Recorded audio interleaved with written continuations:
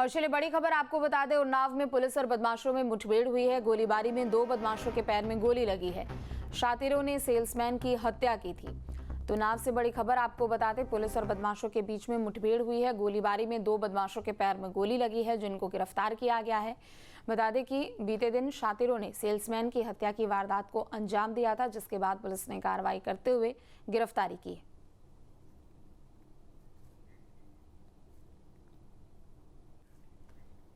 Kanpur police को बड़ी सफलता हाथ लगी है। 7 साइबर ठगों को पकड़ा गया है। फर्जी निवेश के जरिए 2.5 करोड़ की ठगी की गई थी। ठगी की रकम को USDT में बदलकर विदेश भेजते थे। तो कानपुर पुलिस को बड़ी सफलता हाथ लगी है। 7 साइबर ठगों को गिरफ्तार किया गया है। फर्जी निवेश के जरिए 2.5 करोड़ की ठगी की गई थी। बता दें कि ठगी की रकम को USDT में बदलकर विदेश भेजने का काम करते थे।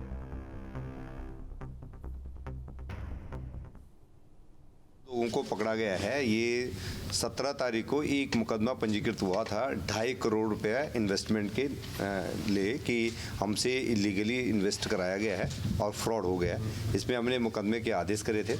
मैक्सिमम लोग लोकल हैं, लोकल खातों का यूज हो रहा है, लेकिन कंबोडिया में इनके ऑपरेटर्स बैठे हुए हैं और पैसे का रूटिंग होती है, लेयरिंग होती है, 3rd लेयर पर इनके पास पहुंचता है। तो अभी इनसे पूछताछ की जा रही है। काफ़ी संख्या में हमें उम्मीद है कि काफ़ी संख्या में और खाते, अन्य खातों का।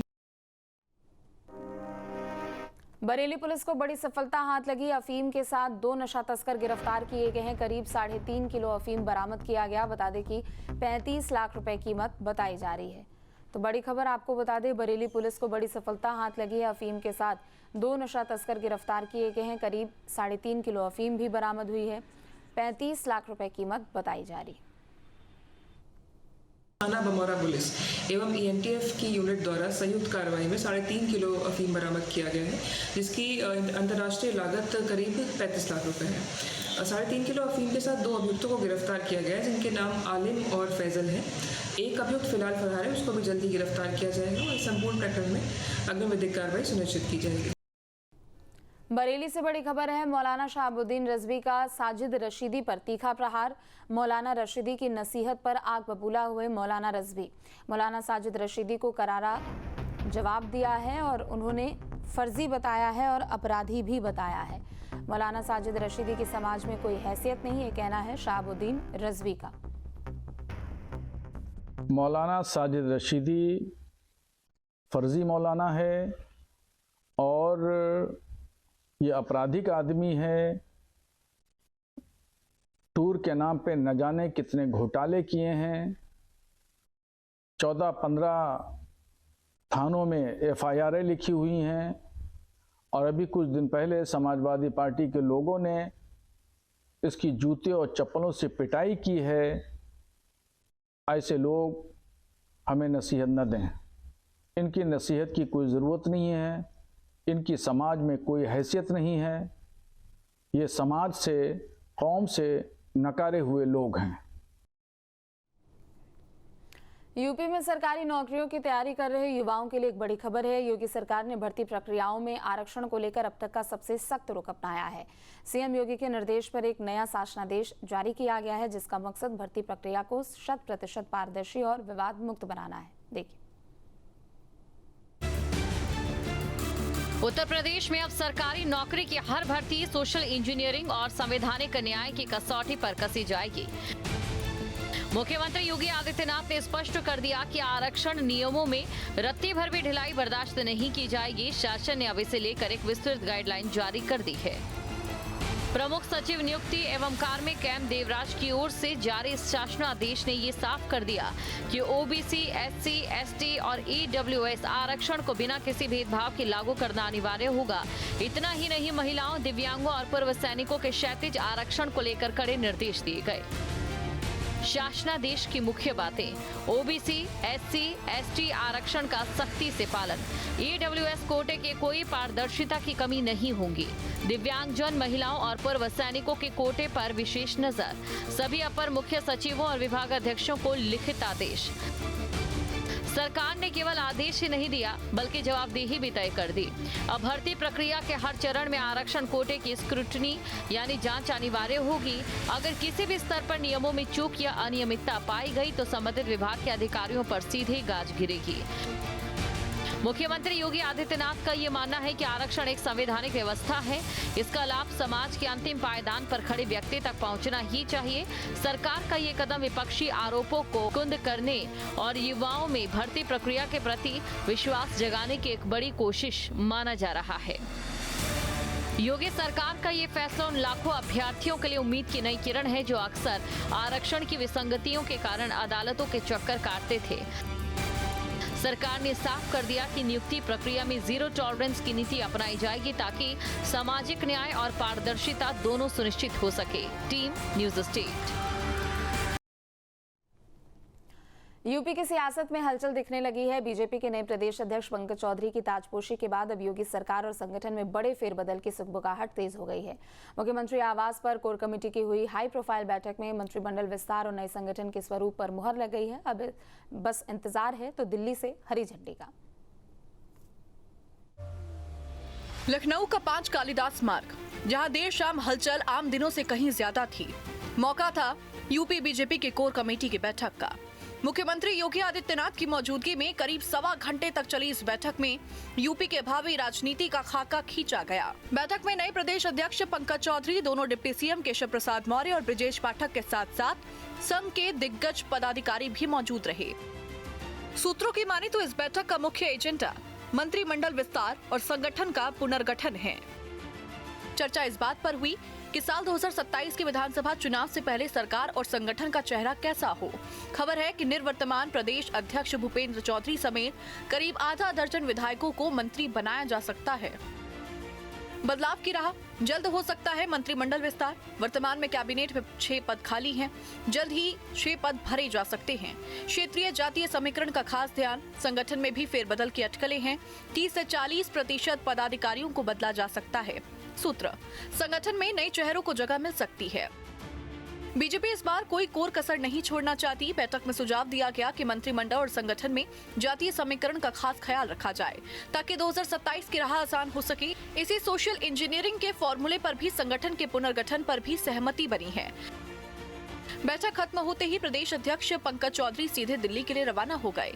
माना जा रहा है कि लखनऊ में तैयार हुए नामों के पैनल पर दिल्ली दरबार में अंतिम चर्चा होगी। हाईकमान की हरी झंडी मिलते ही यूपी में कभी भी शपथ ग्रहण समारोह हो सकता है। साफ है, उत्तर प्रदेश में मिशन 2027 का आगाज हो चुका है। सरकार में नए चेहरों की एंट्री और संगठन में नई ऊर्जा के साथ बीजेपी चुनावी मोड में आने को तैयार है। अब देखना होगा दिल्ली से लौटते ही पंकज चौधरी पिटारे से कौन से नाम बाहर निकालते हैं। Team news state. नए साल के स्वागत के साथ ही उत्तर प्रदेश के युवाओं के लिए मुख्यमंत्री योगी आदित्यनाथ की ओर से एक बड़ा तोहफा दिया गया है। अगर आप खाकी वर्दी पहनने का सपना देख रहे हैं तो ये खबर आपके लिए है। यूपी पुलिस में कांस्टेबल के बंपर पदों पर भर्ती का ऐलान हो चुका है। नए साल का सूरज उत्तर प्रदेश के लाखों युवाओं के लिए रोजगार की नई किरण लेकर आया है। यूपी पुलिस भर्ती और प्रोन्नति बोर्ड ने सिपाही के 32,679 रिक्त पदों पर भर्ती का आधिकारिक विज्ञापन जारी कर दिया है। इस मेगा भर्ती में civil police, PSC, UP SSF, jail warder और घुड़सवार पुलिस में नियुक्तियां की जाएंगी। पदों के विवरण की बात करें तो कुल पद 32,679, जिसमें सिविल पुलिस महिला पुरुष 10,469 पद, पीएससी पुरुष 15,131 पद, यूपी एसएसएफ 1,341 पद, महिला जेल वार्डर 106 पद, पुरुष जेल वार्डर 3,279 पद, घुड़सवार पुलिस 71 पद। महिलाओं के लिए भी इस भर्ती में विशेष अवसर दिए गए हैं। लखनऊ, बदायूं और गोरखपुर में पीएससी महिला बटालियन के लिए 2,282 पदों पर महिला अभ्यर्थियों की भर्ती की जाएगी। महत्वपूर्ण तारीखों और प्रक्रिया की बात करें तो आवेदन शुरू होने की तिथि 31 दिसंबर 2025 है। अंतिम तिथि 30 जनवरी 2026। Website uppbpb.gov.in। अनिवार्य आवेदन से पहले 1 टाइम रजिस्ट्रेशन जरूरी है। इच्छुक उम्मीदवार उत्तर प्रदेश पुलिस भर्ती एवं प्रोन्नति बोर्ड की आधिकारिक वेबसाइट पर जाकर ऑनलाइन आवेदन कर सकते हैं। ध्यान रहे, आवेदन की प्रक्रिया 31 दिसंबर 2025 से शुरू होकर 30 जनवरी 2026 तक चलेगी। लेकिन आवेदन से पहले आपको बोर्ड की 1 टाइम रजिस्ट्रेशन प्रणाली में पंजीकरण कराना अनिवार्य रहेगा। तो देर किस बात की, अपनी तैयारी तेज कर दीजिए और वन टाइम रजिस्ट्रेशन के साथ ही आवेदन की प्रक्रिया को पूरा करें। खाकी का सपना अब हकीकत बनने के करीब है। Team news state. और इन सब के इतर नए साल को लेकर जश्न का माहौल भी नजर आ रहा है। उत्तर प्रदेश की अगर बात करें तो पुलिस प्रशासन की यहां पर सख्त सुरक्षा व्यवस्था देखने को मिल रही है। दरअसल यूपी पुलिस की ओर से चप्पे चप्पे पर तैनाती कर दी गई है। सीसीटीवी और ड्रोन कैमरे से सभी पर निगरानी भी रखी जा रही है। इसके अलावा जहां जहां पर जाम की व्यवस्था बन सकती है वहां पर भी रूट डायवर्जन किया गया है। चूंकि नए साल के जश्न को लेकर लोगों में एक तरफ उत्साह देखने को मिल रहा है तो दूसरी तरफ यूपी की और साथ ही साथ उत्तर भारत की बात करें तो कड़ाके की ठंड पड़ रही है। तो ये तस्वीरें भी आपके सामने, जहां एक तरफ नए साल का लोगों ने दिल खोलकर स्वागत किया है तो नए साल का ये पहला सूरज भी लोगों ने देखा और मंदिरों में श्रद्धालुओं की भारी भीड़ भी नजर आ रही है। तो उत्तर प्रदेश से लेकर कई पर्यटन स्थलों की अगर बात करें तो सभी जगहों पर लोगों की भारी भीड़ इस वक्त नजर आ रही है।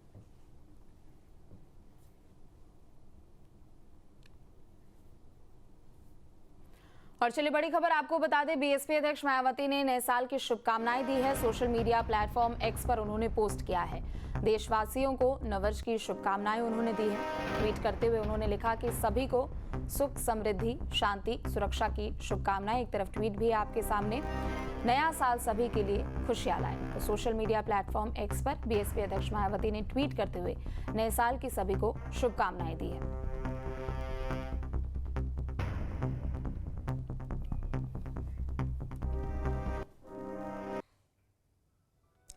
और चलिए अब बात करेंगे अगली बड़ी खबर की। बड़ी खबर जहां यूपी में कड़ाके की ठंड के बीच नए साल का आगाज, 10 डिग्री से नीचे लुढ़का पारा। बड़ी खबर आपको हम बता रहे हैं, देखिए पारा जो है 10 डिग्री से नीचे लुढ़क चुका है। अंदाजा आप लगा सकते हैं इस समय कितनी भीषण ठंड पड़ रही है। और साथ ही अगर बात पहाड़ों की करें तो बर्फ नहीं गिरी, लेकिन जवाब बिंदु पर तापमान पहुंच चुका है। मैदानी इलाकों में पाला पड़ रहा है, जिसकी वजह से किसानों को दिक्कतों का सामना करना पड़ेगा। पूर्वांचल की बात करें, घने कोहरे की चादर यहां पर छाई हुई है और घने कोहरे की गिरफ्त में 30 जिले हैं। पश्चिमी यूपी में बारिश का अलर्ट है। दिल्ली में ठंड के साथ प्रदूषण की भी मार है। कुल मिलाकर लोग काफी ज्यादा परेशान हैं। सबसे बड़ी वजह यही है कि एक तो मौसम की चौतरफा मार है। दिल्ली एनसीआर की अगर लोगों की बात करें तो ट्रिपल अटैक ठंड का तो है ही, प्रदूषण का तो है ही, लेकिन उसी के साथ ये भी कहना गलत नहीं होगा कि इस समय, क्योंकि देखिए नया साल शुरू हो रहा है और जश्न भी मनाया जा रहा है, क्या जो जश्न है इस ठंड में फीका पड़ जाएगा, ये बड़ा सवाल है। यहाँ पर अभी जो पारा है 10 डिग्री से नीचे लुढ़क चुका है। बड़ी खबर आपको बता रहे हैं, घने कोहरे की गिरफ्त में 30 जिले।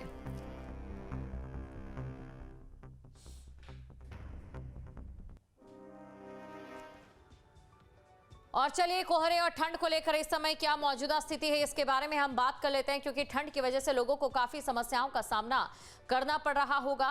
पूर्वांचल की अगर हम बात करें तो यहाँ पर घने कोहरे का ऑरेंज अलर्ट छाया हुआ है। और इसी के साथ बात करते हैं गोरखपुर की, कुशीनगर की, वाराणसी की, यहाँ पर भी घने कोहरे की चादर छाई हुई है। देवरिया में भी घने कोहरे और कूल डे का अलर्ट जारी किया गया है। इसके अलावा बरेली की बात करें, अयोध्या की बात करें, इटावा में भी घनी चादर छाई हुई है कोहरे की। और साथ ही 60 से ज़्यादा जिलों में इस समय घने कोहरे का येलो अलर्ट भी है। यानी कि अगर आप घरों से बाहर निकल रहे हैं, यात्रा करना चाह रहे हैं, तो ज़रा इस खबर को आप ध्यान से देख लीजिए, सुन लीजिए। जो तस्वीरें आपके सामने हैं उन्हें भी आप देख लीजिए कि कोहरा इस समय कितना रहने वाला है। घरों से बाहर निकल रहे हैं, वाहनों की रफ्तार आप कम कीजिए। जो गाइडलाइन प्रशासन की ओर से जारी की गई उसे जरूर फॉलो कीजिए, अन्यथा आपको ही नुकसान पहुंचेगा। रवि वाराणसी से हमारे साथ जुड़ चुके हैं, मथुरा से धाराजीत हमारे साथ जुड़ चुके हैं। सबसे पहले वाराणसी लिए चलते हैं दर्शकों को रवि के पास और जानना चाहेंगे, रवि यहाँ पर देखिए पर्यटकों का सिलसिला भी जारी होगा, भक्त भी पहुंच रहे होंगे, नए साल का जश्न भी है और ठंड की मार भी। ओवरऑल क्या जानकारी?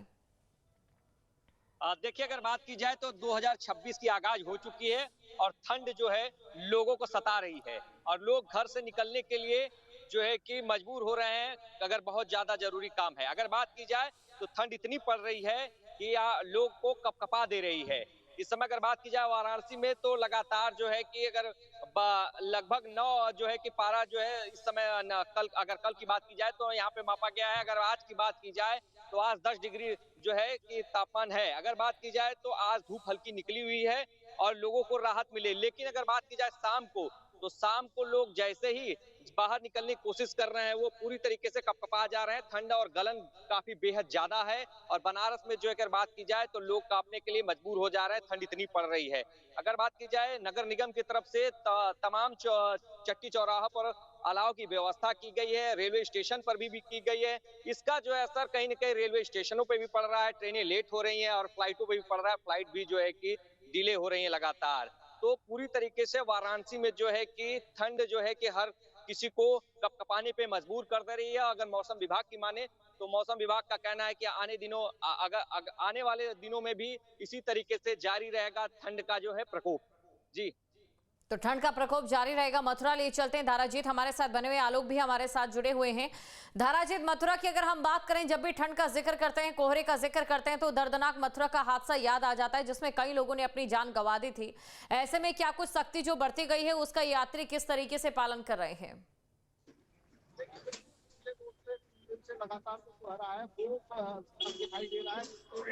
अभी हालात नहीं है जो कुछ दिन पहले बिगड़े थे। कई लोगों यमुना एक्सप्रेस पर मौत हुई थी, गाड़ियों में आग लग गई थी, लोग जिंदा जल रहे थे। तमाम तरह के एहतियात बरते जा रहे हैं यमुना एक्सप्रेस पर और तमाम तरह के नियम है उनमें बदलाव किया गया है।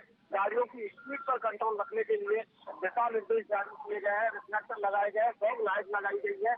वही शहर की बात करें तो शहर में जो नगर निगम द्वारा जो शिविर बनाए गए हैं वहाँ लोगों से अपील की गई है, क्योंकि मथुरा और वृंदावन में देखा जाता है कि बड़ी संख्या में श्रद्धालु आते हैं। तो कहीं न कहीं श्रद्धालुओं को भी कुछ श्रद्धालु ऐसे होते हैं जो होटल और रेस्टोरेंट में नहीं रुक सकते हैं, जो फुटपाथ और ऐसी जगहों पर दिखाई देते हैं। तो उन लोगों के लिए नगर निगम की तरफ से जगह जगह शिविर स्थापित किए गए हैं ताकि लोग ठंड से राहत ले सके और उनमें ठहराव कर सके। तो इस तरह की यहाँ व्यवस्था की गई है। लेकिन शहर भर में इस तरह की व्यवस्था के बाद अलाव कहीं पर दिखाई नहीं दे रहा है और जो तापमान है वो 10 डिग्री से नीचे आ गया है और जिसकी वजह से लोग यहाँ कड़ाके की ठंड से गुजरते हुए दिखाई दे रहे हैं। और अब वक्त 9:15 बजे से ऊपर का हो चुका है, लेकिन कुछ सड़कों पर सन्नाटा दिखाई दे रहा है। तो वही मंदिरों के आसपास की बात करें तो वहाँ पर जो जल सैलाब है, भीड़ का जो सैलाब है वो ठंड पर भारी पड़ना दिखाई दे रहा है। आस्था का जो सैलाब है, मंदिर के आसपास की गलियां श्रद्धालुओं के सैलाब से खचाखच भरी हुई है। तो तमाम तरह की व्यवस्था प्रशासन द्वारा यहाँ पर की गई है और साथ ही मंदिर प्रबंधन की तरफ से एक अपील भी की गई है कि बुजुर्ग असहाय और बीमार बच्चे इस दौर में न आए, क्योंकि भीड़ का दबाव रहता है कहा गया है। और देखने वाली बातें रहती है कि लोग इन्हें कितना फॉलो करते हैं अपनी सुरक्षा के लिए, अपनी सेफ्टी के लिए। आलोक के पास चलते हैं, लखनऊ से बने हुए हैं। आलोक, इस समय तापमान को लेकर लखनऊ में क्या स्थिति है? ठंड और जश्न को लेकर किस तरीके की तस्वीरें?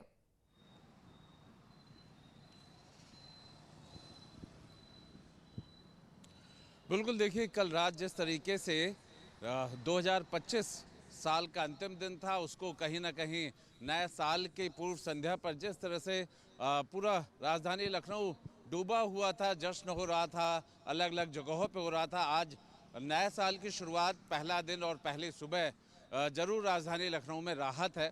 कम से कम इस वक्त बिल्कुल सूरज जो है, मौसम बिल्कुल साफ़ है, धूप अच्छी निकली हुई है। तापमान की भी बात करें तो लगभग 11 डिग्री सेल्सियस के आसपास है और पिछले कुछ दिनों से जो पूर्वानुमान है मौसम का या आमतौर पे जो टेम्परेचर रिकॉर्ड किया जा रहा है वो मैक्सिमम 18 के आसपास और न्यूनतम जो है 8 या 9 हो रहा है। उत्तर भारत की जो शीतलहर है उसका प्रकोप पिछले कुछ दिनों से लगातार चल रहा है। आने वाले दिनों में और इसका ठंड का असर होगा और ठंड में सबसे खतरनाक होता है कोहरा और उस कोहरे की वजह से मुश्किलें होती हैं। सुबह सुबह कोहरे की वजह से चलना फिरना, गाड़ियों को चलाना, इन सब चीज़ों में दिक्कतें आती हैं। उड़ानों पे फ़र्क आता है, असर पड़ता है, ट्रेनों में फ़र्क आता है, जो लंबी दूरी की ट्रेनें हैं। लेकिन इस वक्त राजधानी लखनऊ में अच्छा मौसम है। आप मेरे पीछे अगर देखें तो साफ साफ दिखाई पड़ रहा है कोहरे का कहीं कोई नामो निशान नहीं है। और देखा जाए तो पहला दिन निश्चित तौर पे लोगों का या तो मंदिर में शुरू हो चुका है, वरना पार्कों में या कहीं सार्वजनिक जगहों पे घूमना पसंद करेंगे और मौसम भी उनका साथ देता हुआ दिखाई पड़ रहा है। बिल्कुल आलोक, धूप यानी अच्छी कि है। कहना गलत नहीं होगा कि पहले दिन लगता है आपके मोबाइल पर तुरंत आएगी ब्रेकिंग न्यूज। स्क्रीन पर सबसे पहले दिखेगी बड़ी खबर, देश दुनिया की हर खबर एक जगह। अब आपके मोबाइल पर तुरंत फटाफट इंस्टॉल कीजिए न्यूज नेशन ऐप और रखिए खुद को अपडेट।